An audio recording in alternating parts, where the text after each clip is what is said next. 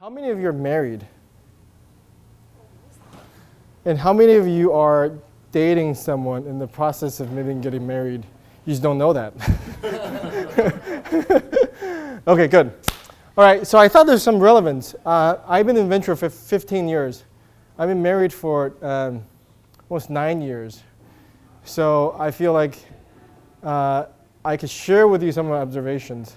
I'm Chinese, so my approach to business is quite Eastern, even though I've been in the US for 25, 30 years. So I'll share with you my observation. So you should take away from that. So treat me more as a journalist, sharing facts with you, and your takeaway will be different for each one of you. Make sense? All right, good. Oh, so I often put up this slide because the things I share are very candid. So feel free to use the knowledge, but you don't have to give me credit for it. So this is a house in the UK. It's kind of a think tank. People go and discuss issues, and they just use the content without credit the reference. So it's a Chatham House rule. So first, we'll start with the Huffington Post, all right? 10 reasons why it's so difficult to get married, okay? Number one, people are not in a hurry in general. People are getting married later and later. So there's no hurry to get married. Number two is actually quite obvious. Sometimes we get married with our best friends, and that puts your friendship at risk, okay? How is this relevant to fundraising? You could pretty much, it's actually kind of a fun game. As people say, you get some marital advice. Replace the word getting married and get by getting funded and see if the sentence still makes sense, okay? So don't raise money from your best friends. You might put your friendship at risk. And take your time in getting your funding. You shouldn't be in a hurry. Okay, so earlier I think you guys had a class on the various types of investors. Is that right? Right? And when to seek what kind of funding from who, right? I think it's a person from UC Berkeley, right? Correct. Yeah, okay, good. So I'm going to revisit this and just kind of follow the money trail. This is kind of an eye chart, but it basically helps you break down the stage of the business, what type of financial instruments, and who the funding source, right? The pros and cons of each. Okay, so very quickly, so we start with the sort of the prototype, and you get it from the friends, families, and fools, and then once you progress, you have an MVP, then you may raise from accelerators, angels, and even micro VCs. And as you're scaling, then the institutional VCs, the larger investors will start coming in. And then the growth stage, you have much larger funds.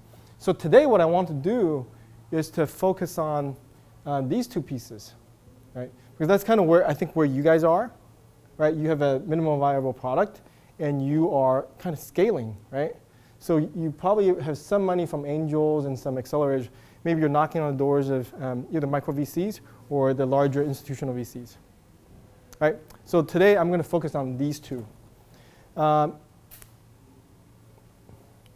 So it's important as you're raising money from these institutions, kind of understand what makes them tick, right? Just like when you're dating someone, kind of understand what drives the individual. So you got to really dig deep. Oftentimes, people go raise money without fully understand how the investor's business model works, right? And I think if you kind of peel the onion, it'll give you an appreciation not only to fully understand what the investor is asking, but to even anticipate what may come as you start preparing for the pitch. Okay? So, backgrounder, how does a VC fund work?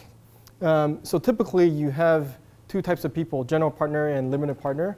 And the term stems from actually legal liability.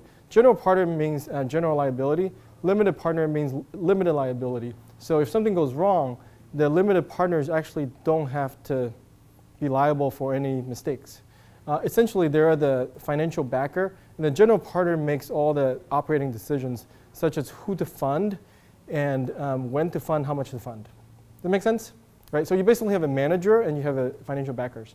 So most of the time, people refer to a partner in the fund. They're referring to the general partner. These are the people who make decisions.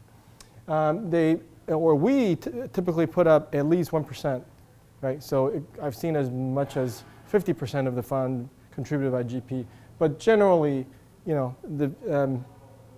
the partners themselves have some stake in the game. Our fiduciary duty is to maximize value, right? So it's a financial instrument, just like you invest in stock market, you want to make money. We invest in companies, we want to make money.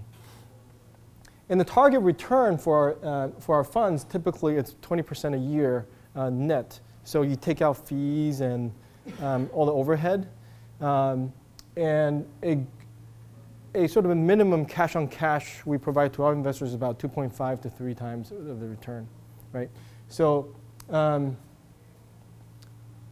this may look, I don't know, depends on who you are. If you're a fixed income investor, this return looks high. And if you are a day trader, this return looks low. But this return may look low to you compared to the kind of venture return you read in the newspaper or what you may have in mind.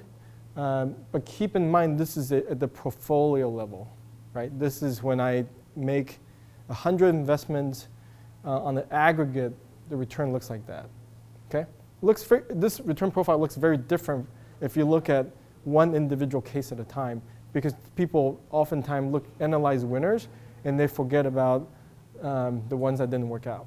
Okay, investment decisions are typically consensus, because why they call it a partnership. Typically, you have partners, we make decisions, and if you study psychology a little bit, when you have multiple people making a decision, making consensus-driven decisions, those decisions tend to revert to the most conservative decision, right? Kind of the reversion to the mean. And I'll address why this is important to understand as you embark on a business, because there's a little bit of a paradox behind taking risk, but yet you're dealing with decision-making body that's inherently conservative, right? Managing false negatives and false positive. Who is familiar with this term false negative or false positive? Okay, so I'll give you a quick example. If you go to your doctor's office, right? Your doctor, for the most part, is trying to manage false negative, right? They want to make sure you're safe, right? So it's very conservative. You want to make sure if there's something going on with you, they don't overlook it, and making sure they catch anything early, right? So in the investment world, if you're an early stage investor, what you want to manage is the idea of a false negative, okay? So if there's a really good investment that comes across your desk, you want to make sure you don't accidentally write it off as a bad investment, okay? So that's a false negative. By the same token, if you are a Fidelity of the world, you know, much larger funds, what you're then managing at that point is actually false positive, right? You can't take the risk of putting in $100 million and poof, it's gone, right? That's just really bad, right? Does that make sense? You see that sort of the difference in approach. On the one side, in the plain language, you are managing the risk of missing out a very large outcome 10 years from now, right? This other guy is trying to manage the risk of making a mistake 1 year from now, $100 million, poof, gone, right? Different mindset. Make sense?